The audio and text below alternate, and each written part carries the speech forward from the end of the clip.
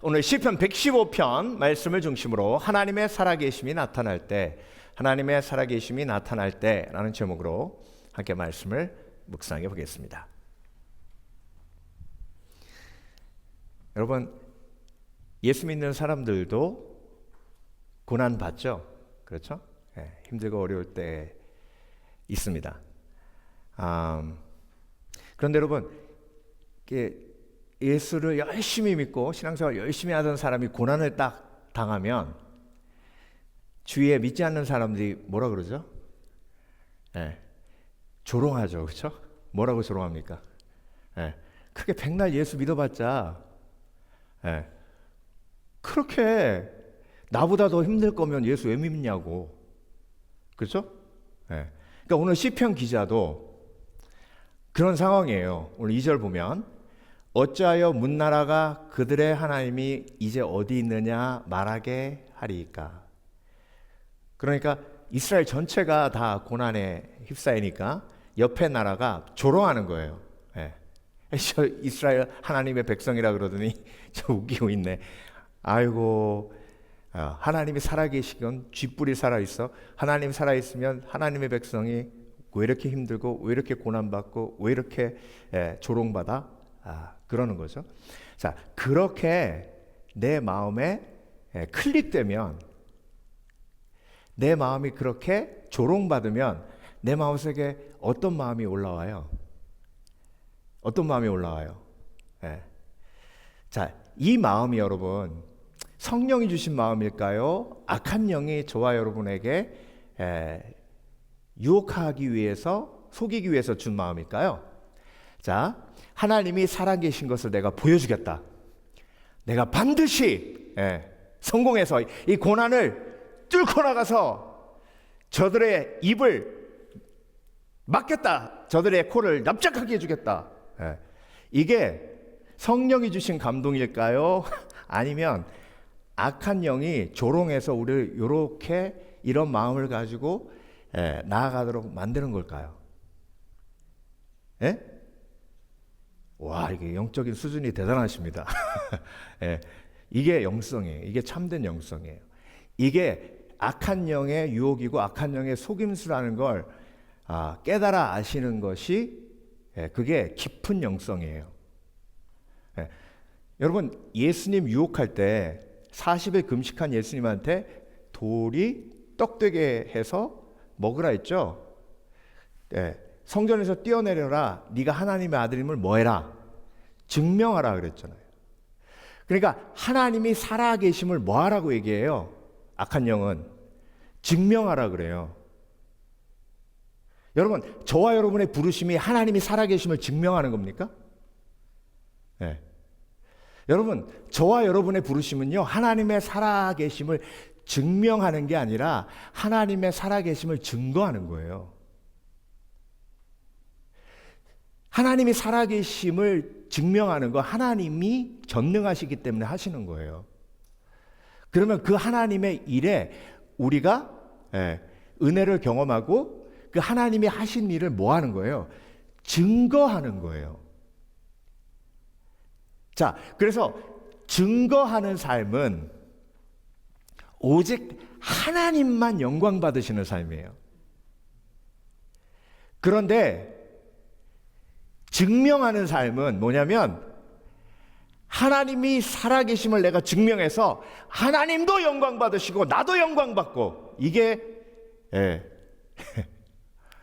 여러분, 돌이 떡으로 되게 만들면요, 하나님이 살아계심도 나타나지만 예수님도 하나님의 아들이라는 게 증명되잖아요. 이 유혹에 넘어간 사람이 누구냐면 엘리야예요. 엘리야가 갈멜산상에서 하나님 앞에 뭐라고 기도했는지 아세요? 하나님, 불을 내리셔서 하나님이 살아계신 것과 내가 하나님의 종임을 증명하소서. 뭐라 그랬다고요? 하나님이 살아계신 것과 내가 하나님의 종임을 뭐하도록 하소서? 증명하게 하소서. 그래서 하나님이 불 내려 주셨어요. 근데 구원의 역사가 일어났어요? 아니면 영적 침체의 역사가 일어났어요? 영적 침체 역사가 일어났어요. 그 후에 엘리야는 자살하려고 그랬어요. 여러분, 오늘 시편 기자가 뭐라고 얘기하는지 아세요? 1절에 여호와여 영광을 우리에게 돌리지 마옵소서. 우리에게 돌리지 마옵소서. 오직 주는 인자하시고 진실하심으로 주의 이름에만 영광을 돌리소서.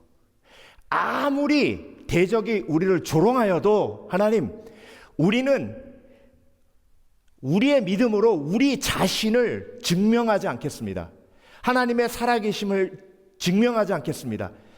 우리는 주와 동행하며 하나님의 백성으로 주와 동행하며 순종하며 우리의 삶을 통해 하나님을 뭐 하겠다고요? 증거하겠다고요. 여러분, 예수님이 이 땅에 오셔서요, 하나님의 살아계심을 증명하시려면 얼마든지 하실 수 있어요. 어떻게 하실 수 있어요?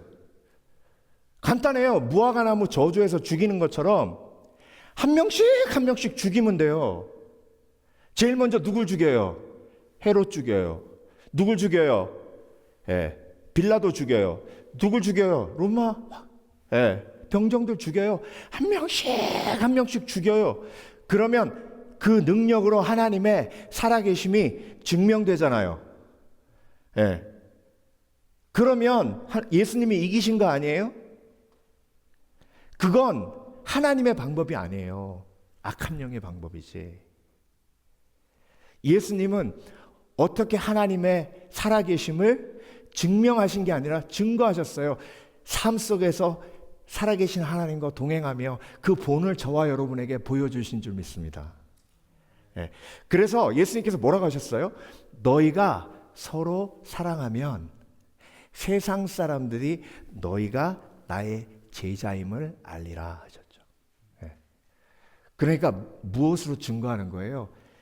예수님과 동행하며 예수님을 사랑하는 그 삶으로 내 삶 속에 하나님이 살아계심을 뭐 하는 거예요? 증거하는 거예요. 그러니까 여러분, 어떤 상황 속에서도 내가 실패했던 성공했던 어떤 상황 속에서도 나는 주와 동행하며 감사하며 그분께 내 삶을 맡겨드리며 예수 그리스도를 사랑하는 삶을 살면 성공하지 않아도 충분히 하나님의 살아계심을 뭐 할 수 있어요? 증거할 수 있어요. 그러니까 여러분, 물론 그리스도인들이 성공하면 좋겠죠. 그렇죠? 성공 싫어하는 사람이 어디 있습니까? 근데 여러분, 성공했기 때문에 하나님의 사랑을 증명할 수 있는 게 아니에요. 성공이 있으면 꼭 그 후에 실패가 따라옵니다. 그런데 실패해도 주와 동행하고 성공해도 주와 동행하면 그걸 통해서 하나님이 사랑으로 받으시고 그 삶을 통해 하나님을 증거하시는 줄 믿습니다. 그래서 여러분, 하나님의 살아계심이 우리의 삶을 통해 나타날 때는요, 첫 번째로 우리의 영광을 내려놓을 때예요.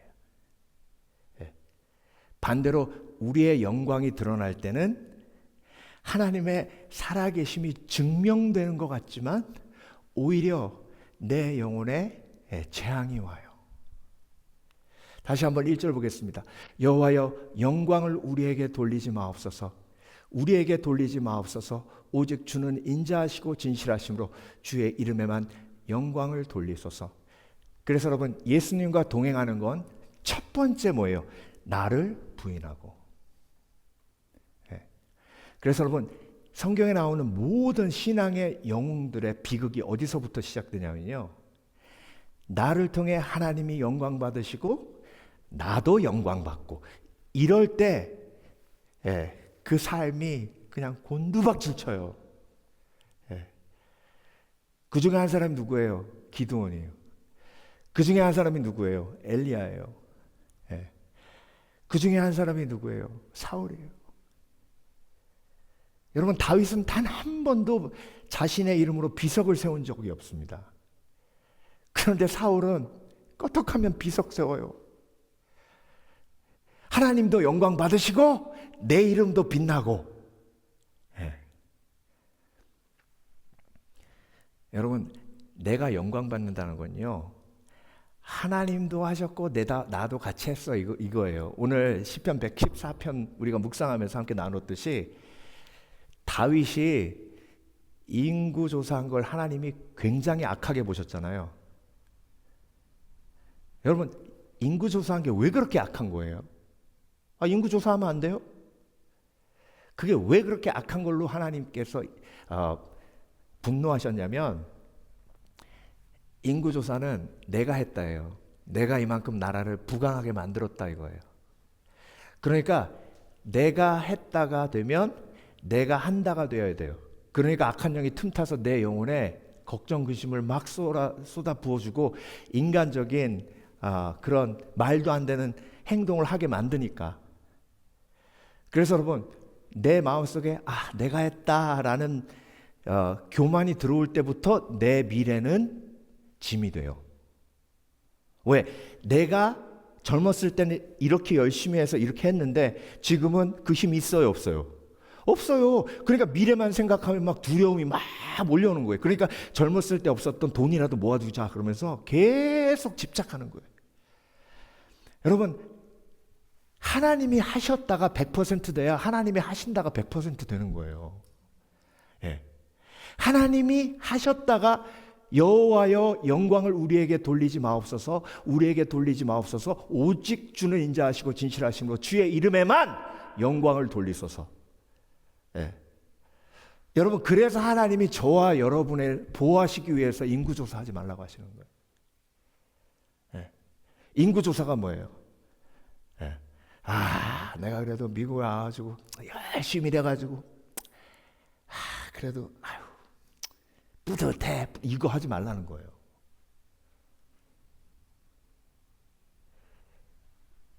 왜요 목사님? 내가 뭔가 좀 그거 즐기는 순간 악한 영이 틈타가지고 내 미래를 다 시커멓게 망쳐놓으니까 그런 거예요. 네. 여러분 자녀를 바라보면서도 마찬가지예요. 네. 하나님이 하셨다예요. 목사님 하나님이 하셨는데 왜 그 모양 그 꼴이에요? 그게 판단이에요.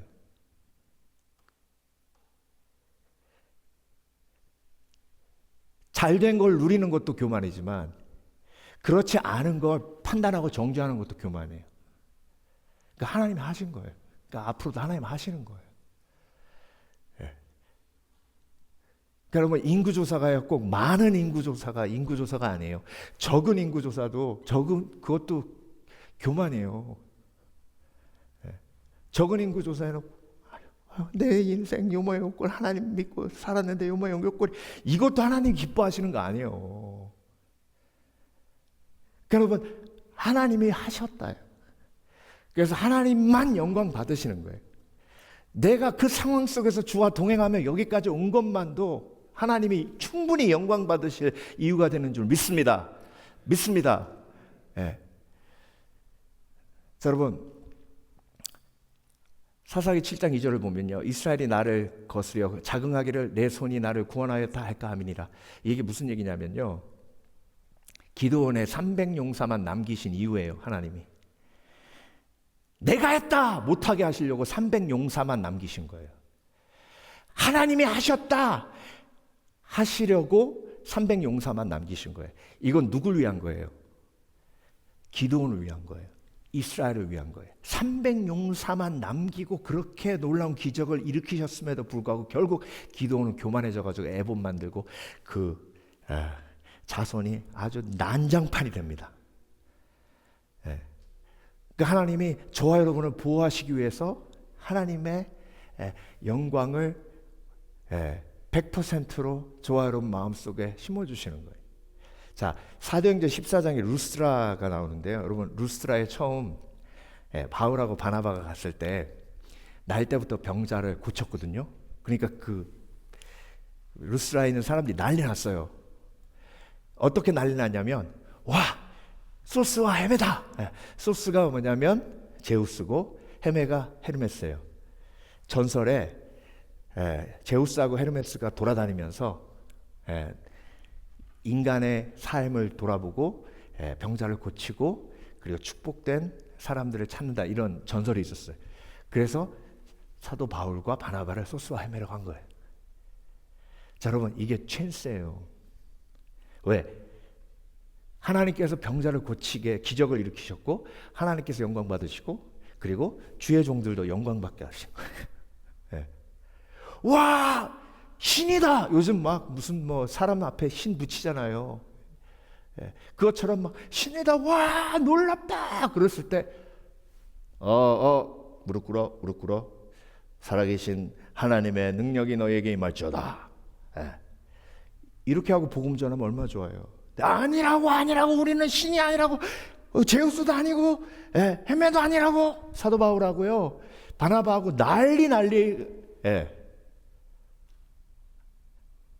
그러니까 사람들이 뭐 저렇게 호들갑이야, 아니면 아니지, 저렇게 막 누더기 있고 막 저렇게 말도 저러는 거 보니까 아닌가 보다, 야 가자. 그러고 다 갔어요. 근데 유대에서 유대인들이 와가지고 모함을 한 거예요. 그래서 루스라 사람들이 전부 들고 일어나서 사도 바울 돌로 쳐 죽였죠. 그렇죠?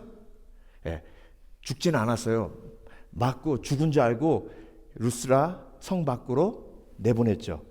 그렇죠? 이게 한꺼번에 일어난 일이에요. 이 그림 한번 보세요. 루스라에서 일어난 반전. 그 전에는 신이라 그랬다가, 그렇죠?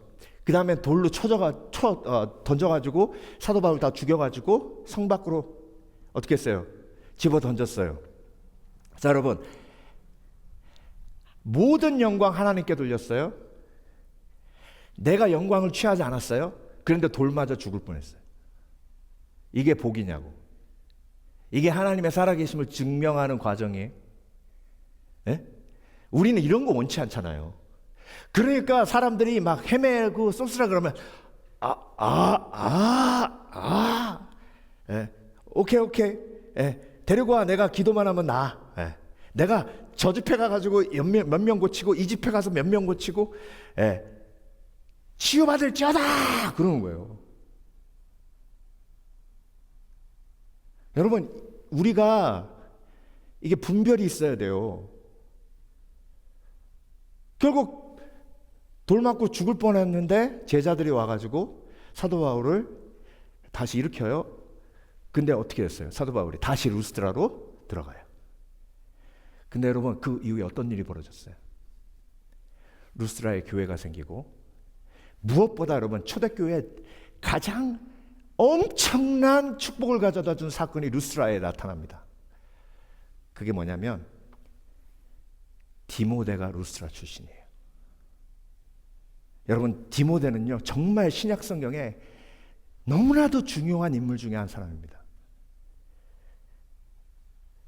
그 디모데가 이 루스드라의 핍박과 고난, 하나님께 영광 온전히 돌려드린 사도 바울의 삶과 바나바를 통해서 하나님이 주신 복이에요. 오늘 본문에 나와 있는. 그러니까 여러분, 그리스도인은요,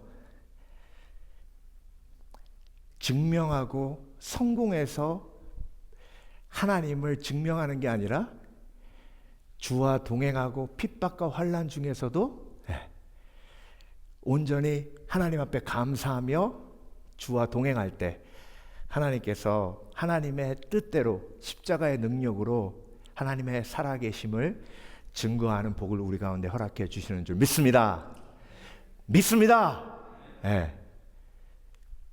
두 번째, 하나님의 살아계심이 나타날 때는요, 우상을 대적할 때입니다. 예수님을 사랑해서 동행하죠. 그렇죠? 그러면 하나님의 살아계심이 증거돼요. 하나님을 사랑하는 사람은 절대 우상과 타협하지 않습니다. 우상을 대적해요. 그들의 우상들은 은과 금이요, 사람이 손으로 만든 것이라. 입이 있어도 말하지 못하며, 눈이 있어도 보지 못하며, 귀가 있어도 듣지 못하며, 코가 있어도 냄새 맡지 못하며, 손이 있어도 만지지 못하며, 발이 있어도 걷지 못하며, 목구멍이 있어도 작은 소리조차 내지 못하느니라. 이 모든 우상의 특징을 한마디로 요약하면 비인격적이에요. 그렇죠?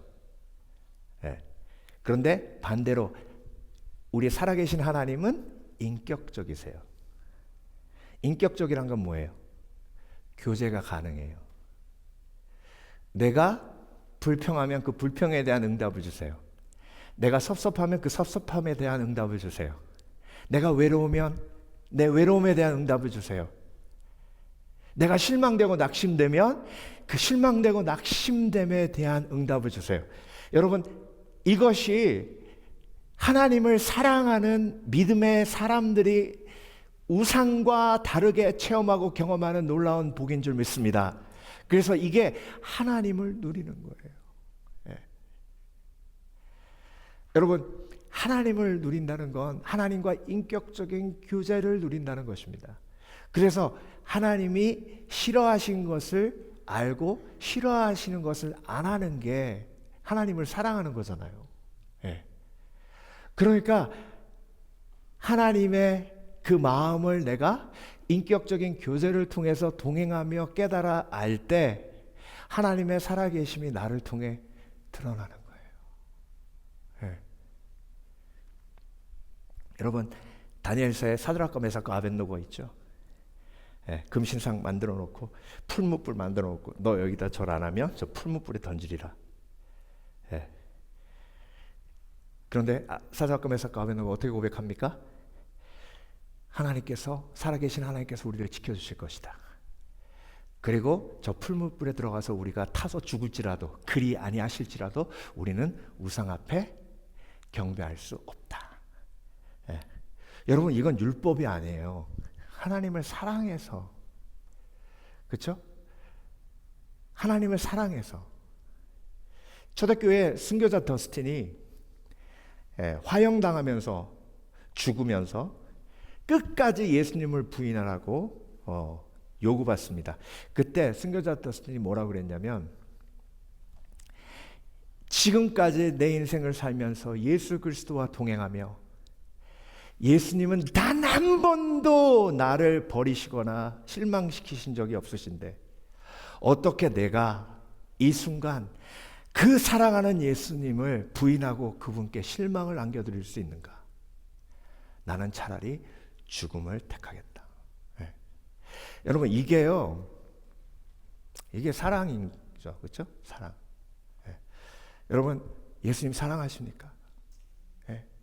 그러면요, 우상이 찾아와서 나에게 유혹할 때 정말 창피하게 만들어야 돼요, 우상을. 그때 풀무불에 딱 사드락과 메삭과 아벳노고를 집어 던집니다. 그때 풀무불에 세 사람이 있었어요? 네 사람이 있었어요? 네 사람이 있었죠. 그렇죠? 자, 예수님과 풀무불에 들어가기 전에도 예수님은 함께 하셨어요. 근데 안 보였어요. 근데 풀무불에 들어가니까 보여요. 누구한테도 보여요. 풀무불에 집어던진 사람들한테도 보여요. 3명을 던졌는데 4명이 있네. 그래요. 여러분, 우리의 삶 속에서 우리가 전심으로 예수님을 사랑해서 우상을 대적하면 그 속에서 하나님의 살아계심이 드러나는 줄 믿습니다. 우리가 그 우상을 대적하며 고든 마음을 지키면 하나님이 그걸 통해서 하나님의 살아계심을 증명하세요. 그런 도전 받으시는 지혜가 있으시길 주 이름으로 축원합니다. 세 번째, 마지막으로 하나님의 살아계심이 나타날 때 하나님만 의지할 때, 하나님만 의지할 때, 이스라엘아 여호와를 의지하라. 그는 너희의 도움이시요 너희의 방패시로다. 아론의 집이여 여호와를 의지하라. 그는 너희의 도움이시요 너희의 방패시로다. 여러분, 왜 갑자기 아론의 집이 나왔을까요? 여러분, 왜 아론의 집이 나왔을까요? 이 모세의 집도 아니고 왜 아론의 집일까요? 제가 한 형제를 만나서 제 아들 친구의 아버지인데 이제 슬립오버 끝나고 픽업 갔다가 인사를 했어요. 그래서 Hi, my name is Daniel. 그랬더니 그 아버지가 Wow, you're Daniel. My name is Aaron. Idol worshiper. 그러는 거예요.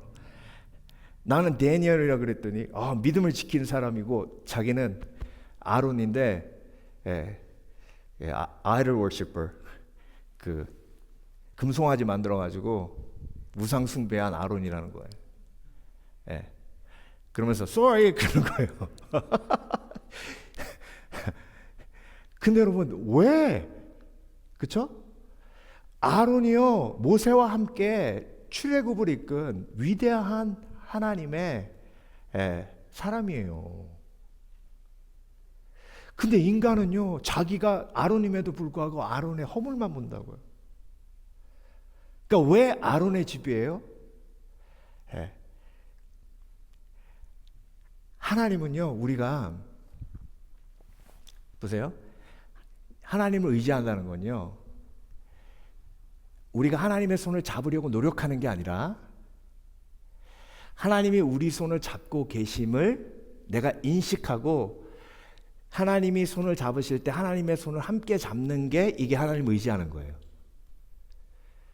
그럼 아론의 집이란 얘기는 뭐냐면 아론의 집은 하나님이 손을 잡고 계심에도 불구하고 아론은 하나님을 잡았어요, 안 잡았어요? 안 잡았어요. 다른 우상 숭배했다고. 그럼에도 불구하고 하나님은 이 손 놓으세요, 안 놓으세요? 안 놓으세요.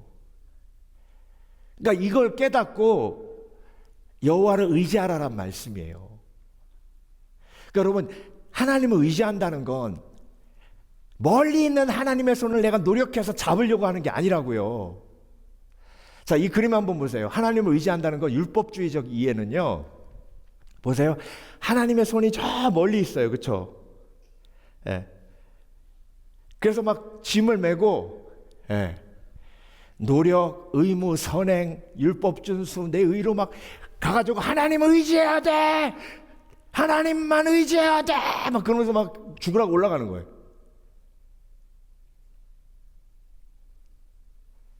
이게 하나님을 의지하는 거예요? 아니에요. 이건 율법주의적인 이해예요. 이미 예수 그리스도가 십자가에 못 박혀 죽으심으로 우리의 모든 죄를 사하셨기 때문에 하나님은 거룩하심에도 불구하고 이미 우리의 손목을 잡고 계시는 줄 믿습니다. 그러면 그걸 믿고 나도 하나님의 손을 잡으면 돼요. 이게 하나님을 의지하는 거예요. 그러면 나머지 손 하나가 남았잖아요. 이 손에 지금 뭐가 주렁주렁 걸려 있냐면 우상이 주렁주렁 걸려 있다고요. 근데 하나님이 내 손목을 잡고 계신다는 걸 내가 확신하고 하나님의 손을 딱 잡는 순간 이 손에 들어져 있는 우상을 놓을 수 있는 믿음이 생겨요. 그래서 그걸 놓고 하나님의 손을 두 손 다 잡는 게 이게 믿음이고 이게 하나님을 의지하는 거예요. 여러분 우상을 내가 포기하려면 하나님이 내 손목을 붙들고 계심이 믿음으로 내가 받아들여져야 되는 거죠. 그걸 하나님과 동행하면서 다윗이 깨닫습니다. 바울이 깨닫습니다. 베드로가 깨달아요. 그래서 내가 하나님 말고 의지했던 다른 걸 단호하게 내려놓을 수 있는 믿음이 생깁니다. 이게 하나님을 의지하는 거예요. 그래서 여러분 오늘도 하나님이 내 손을 꽉 붙들고 계심을 영적인 눈으로 볼 수 있는 지혜가 있으시길 주의 이름으로 축원합니다. 그때 내가 의지하는 우상을 손을 탁 내어버릴 수 있는 그런 지혜가 생기는 은혜가 임합니다. 오늘 마지막으로 오늘 본문 준비하면서 한 사람 딱 떠올랐던 분이 안희숙 여사예요. 안희숙 사모님. 오늘 본문 전체의 내용을 죽으면 죽으리라라는 책에 다 담고 있어요. 영어는 영어로 영문판은 If I perish, perish 라는 책인데요. 여러분 안희숙 사모님 아시죠? LA 침례교회 김동명 목사님하고 같이 개척하시고 이 LA 지역에 있는 침례교회는 거의 LA 침례교회를 통해서 개척됐습니다. 우리 교회도 마찬가지고 1939년에 안희숙 여사가 북한의 한 마을에 음악 교사로 부임하게 됩니다. 그런데 신사참배를 해야 된다는 공문이 내려오고 안희숙 여사의 학생들 모두 함께 신사에 가서 신사참배를 해야만 했어요. 그래서 그 중에 그리스도인들도 많이 있었는데 웅성웅성합니다. 하나님이 다 아셔. 마음으로 하면 안 하면 되지. 그냥 몸만 기울이고 마음으로는 예수님께 경배한다고 생각하면 돼. 수근수근합니다. 근데 안희숙 여사 차례가 딱 왔어요. 딱 서는 순간 사드락과 메삭과 아벳노고 생각이 딱 나면서 성령께서 너는 오늘 여기서 죽었다. 그 감동이 있으니까 어떻게 절할 수 있어요? 없어요? 없어요. 안희숙 여사가 절을 안 하니까 주위에 있는 사람들이 다 막 놀란 거예요. 그러고 와서 집에 왔는데요. 그때부터 두려움이 몰려오기 시작하는데 이제 나는 감옥에 갇힐 거고 일본 순사한테 잡혀갈 텐데 그러면 감옥에 들어가서 말씀을 보지도 못하고 그리고 밥도 안 줄 텐데 그러면 내가 어떡하지? 준비해야겠다. 그래서 성경 구절 109절을 쓰고 109절을 암송한 거예요. 그리고 금식하면서 준비했답니다. 감옥 가면 배고플 거니까. 그러니까 감옥에 갇힐 연습을 한 거예요. 그렇게 숨어 다니다가 하나님이 기도하는데 평양으로 가라고 하시더래요. 하나님, 제가 왜 평양으로 가야 하죠? 평양으로 가라. 평양으로 가라. 평양으로 갔는데요. 그 동시에 박관준이라는 장로님이 하나님의 감동으로 평양으로 가서 내가 예비한 그 한 사람을 만나라는 감동을 주십니다.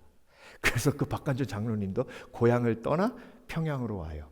박관준 장로님은 시청에 가가지고 신사참배는 하나님이 기뻐하시지 않는 거라고 그 유임을 만들어 돌리고 정치인들 만나서 신사참배는 하게 하면 안 된다고 그렇게 운동하시던 분인데 이분을 평양으로 보내신 거예요. 근데 이분한테 어떤 비전을 주셨냐면 일본 국회에 가가지고 신사참배는 우상숭배라고 그들에게 선포하라는 감동을 주셨는데 뭐라고 기도하셨냐면 하나님, 근데 제가 일본어를 못합니다. 제가 한국말로 외쳐봤자 그 사람들이 못 알아들을 거 아닙니까? 그랬더니 하나님이 내가 너희에게 모세에게 아론을 붙여준 것처럼 돕는 자를 붙여주리라 하고 안희숙 여사를 찾아가라고 하신 거예요. 그래서 이 두 분이 만납니다. 이 역사적인. 근데 여러분 그 책을 보면요, 안희숙 여사가 그 얘기를 들었을 때 두려움이 막 몰려오는데 여러분 일본 국회에 가가지고 그렇게 선포하면 어떻게 되겠어요? 바로 감옥에 갇히죠. 그건 여러분 바로 죽는 게 눈에 뻔해요. 죽는 건 두렵지 않은데 고문받는 게 너무 두렵더래요. 근데 하나님이 용기를 주시는데요. 이 책에 나와 있는 고백이에요. 나는 죽는 것은 두렵지 않았지만 죽지 않은 채 고문당하는 것은 두려워했습니다. 이 연약한 몸이 얼마나 견딜 수 있겠습니까? 내 힘으로 믿음을 지킨다는 것은 불가능합니다. 내가 굳게 서려면 하나님께서 나를 통하여 일하셔야 합니다. 그래서 이 책을 보면요, 나는 연약한데 하나님은 하세요. 나는 연약한데 하나님은 하세요라는 고백이 계속 나와요. 그러니까 이 책을 읽으면 이건 안희숙의 위대함이 아니라 하나님의 위대함이다라는 게 보여요. 그 어린 여학생에게 하나님이 용기를 주셔서요, 박관준 장로님하고 비자도 없이 배를 타는데 하나님이 만사 통과하게 하셔서 결국 일본 국회까지 들어갑니다. 그래서 일본 국회에 들어가서 전단지를 날리면서 신사참배는 우상 숭배다라고 외쳐요. 이게 1939년입니다. 어떻게 됐겠어요? 감옥에 갇히고 사형 선고받습니다. 하나님께서 나를 붙들어 주시지 않으면 나는 설 수 없습니다. 그러나 하나님께서 내 안에서 일하신다면 나는 끝까지 설 수 있습니다. 나는 나의 연약함을 의지하지도 나의 용기를 자랑하지도 않겠습니다. 오직 나를 통하여 일하시는 하나님만 의지하겠습니다. 여러분, 놀라운 일이 감옥에서 수도 없는데요. 한 중국인 여자가 있었대요. 도둑질하다가 잡혀 들어와서 이제 거의 감옥에서 너무 오래 있어가지고 정신 착락 증상이 와가지고 같이 있는 사람들 패고 때리고 막 옷 찢고 소리 지르고 문을 막 손으로 때리고 그러니까 안희숙 여사 성령께서 저에게 네가 필요하다. 그래서 저에게 내가 필요하면 하나님, 내가 그를 위해 복음을 전할 수 있도록 그 방에 가게 해주시옵소서. 하나님 응답하셔서 그 방으로 가요. 그래서 그 여자는 둘이 방 쓰는데요, 얼굴 핥히고 처음에는 막 온갖 고문과 모욕을 다 당합니다. 근데 밤에 자는데요, 하나님이 긍휼을 주셔서 그 여인의 차가운 발을 자기 배에다 넣고 잡니다. 목욕시키고 머리 빗기고 예수님의 사랑으로 그렇게 돌보니까 조금씩 변해요. 그리고 미친 줄 알았는데 정신이 돌아오면서 예수님을 영접합니다. 그래서 사형 당하러 갈 때는 수갑도 안 채우고 정말 말짱한 정신으로 그렇게 찬양하며 가는 기적을 보게 하세요.